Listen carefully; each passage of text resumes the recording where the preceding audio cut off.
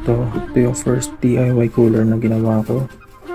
From styrofoam box. Yan. Dahil meron siyang exhaust fan. Yung fan, in-order ko lang sa Shopee. Yan. Malagay mo yung yellow dyan.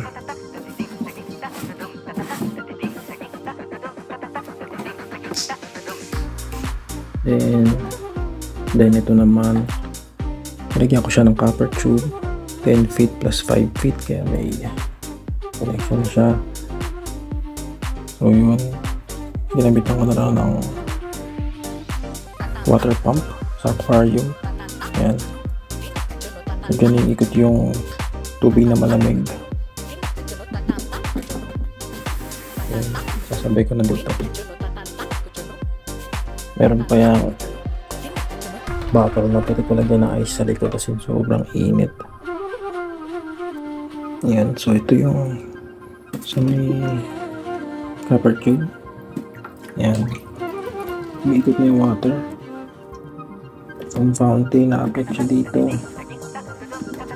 Yan, tapos paikot dyan, then dito lalabas. See, moist na siya. Basa na siya.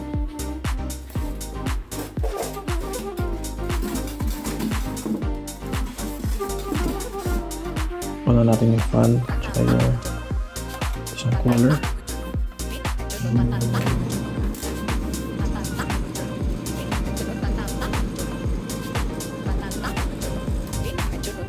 Grabe ang lamig. Test ko lang.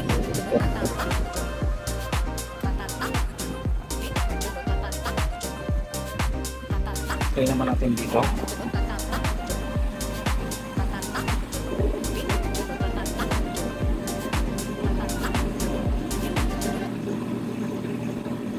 $32.7